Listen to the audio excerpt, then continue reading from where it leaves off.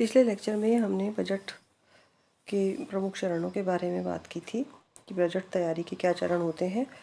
अब हम इस दूसरे पॉइंट में प्रशासकीय विभागों में अनुमानों के निरीक्षण और वित्त मंत्रालय के प्रस्तुतिकरण का एक बड़े स्तर पर इसकी हम एक बात करेंगे। तो इसमें देखिए, जब अनुमान तैयार हो जाते हैं और प्रशासकीय विभागों द्वारा वित्त मंत्रालय को पहुंचा दिए जाते हैं तो धन व्यय करने वाले अधिकारी अपने तैयार किए हुए प्राक्कलनों को अध्यक्षों के पास भेजते हैं। ये हमने पहले अध्ययन किया। और इसमें पहले में राजस्व और स्थानीय प्रभार होते हैं और दूसरे में अन्य नए विषय होते हैं। जो विभाग का प्रधान होता है वो उनकी समीक्षा करता है और एक कुल कंसोलिडेट आंकड़े जो होते हैं वो तैयार किए जाते हैं।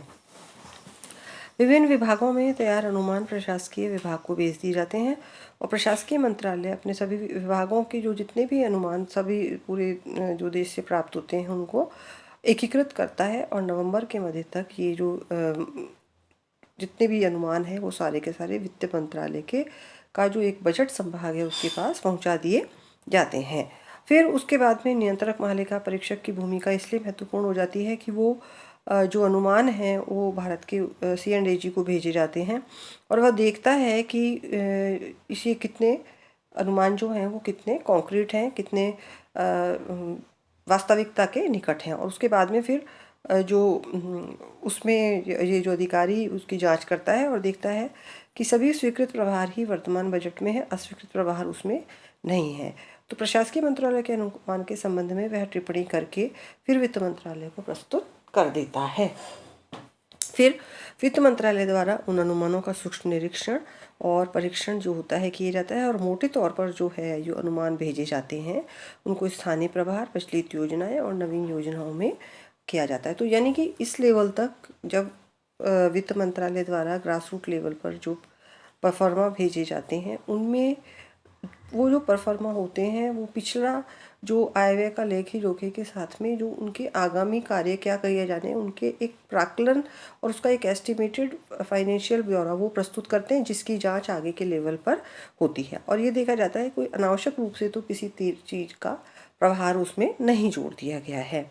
फिर बजट संभाग जो वित्त मंत्रालय का एक भाग है वो प्रशासकीय मंत्रालय द्वारा भेजे गए जो हैं उनको सूक्ष्मता से देखता है और उसमें नए व्यय के दो चीज़ देखी जाती हैं कि जो कंस्ट्रक्शन है वो कितना है और उसमें कर्मचारियों के लिए कितना अनुदान मांगा गया है। जो ज़्यादा बड़े निर्माण कार्य होते हैं वो मंत्रिमंडल की सहमति से होते हैं।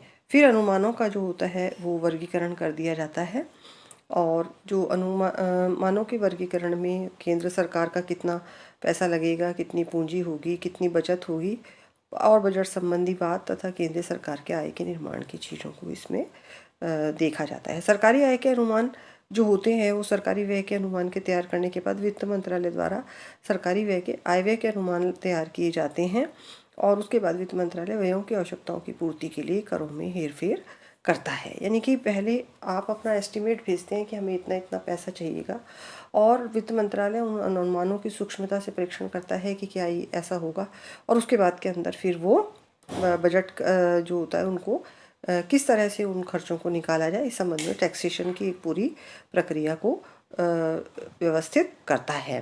फिर मंत्रिमंडल के विचार लिए जाते हैं और मंत्रिमंडल स्वीकृति के बाद व्यवस्थापिका में प्रस्तुत करने के लिए 2 विवरण पत्र किए जाते हैं, वार्षिक विवरण पत्र और अनुदान की मांगे। वार्षिक वित्तीय विवरण पत्र में सार्वजनिक लेखों एवं संचित निधि को रखा जाता है और जबकि अनुदान की मांगों में संचित निधि पर आधारित व्यय को दिखाया जाता है।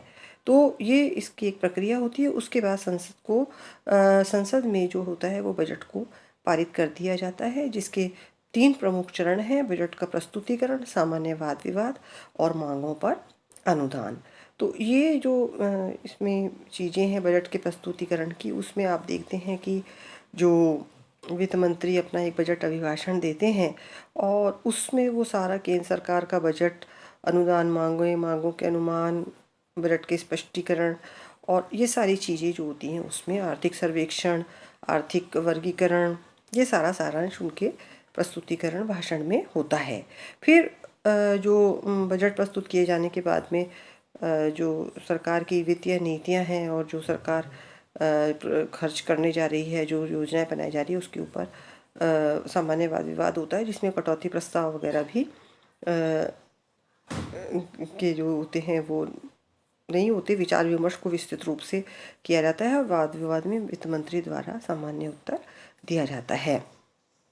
ये विचार विमर्श चलता है।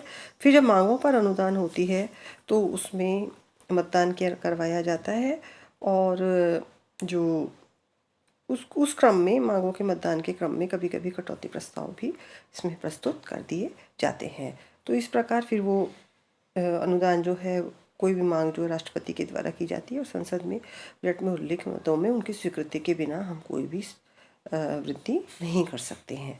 तो इस प्रकार संसद जो होती है वो प्रस्तावित व्यय और आय दोनों के विवरणों पर अपनी बहस और नए जो परियोजनाएं हैं, जो सरकार की टैक्सेशन की पॉलिसी है, उस सब के ऊपर संसद में व्यापक रूप से चर्चा की जाती है।